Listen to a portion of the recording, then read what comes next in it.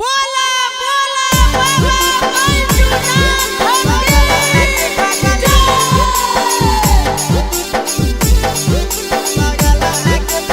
Mix by नंदन यादव।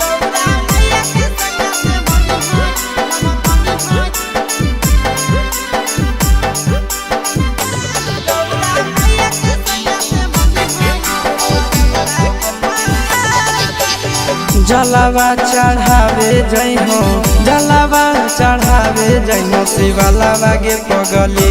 गहुरा मैया के सैया से मंगी होई है पगलवा के पगली गहुरा मैया के सैया से मंगी होई है पगलवा के पगली जलावा चढ़ावे जइहो जलावा चढ़ावे जइहो शिवलावा के पगली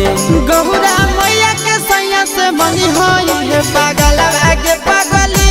गौरा मैया के सैया से मंगी होई है पगलवा के पगली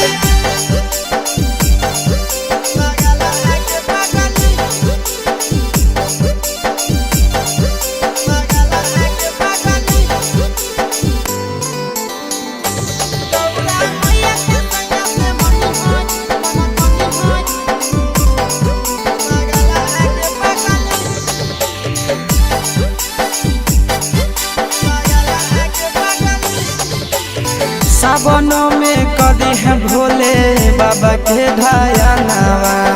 सातो जन्म हमरे के मानी है सजनावा सावनों में कदी है भोले बाबा के ढायानावा सातो जन्म हमरे के मानी है सजनावा पूजी हो चरनिया पूजी हो चरनिया माता वाला के पगली गहुरा मैया के सैया से मंगी है पगला आगे पगली गहुरा मैया के सैया से मंगी है पगला आगे पगली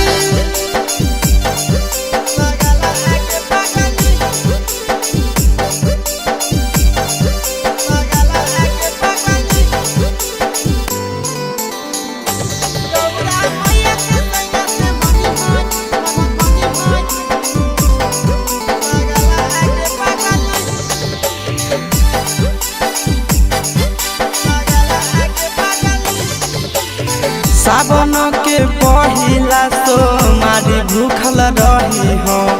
दिलावा के बतिया भोले बाबा जी से कही हो सावन के पहिला तो मारी भूखल रही हो दिलावा के बतिया भोले बाबा जी से कही हो बतिया चिंटू आशीष के बतिया तू रखी हो खा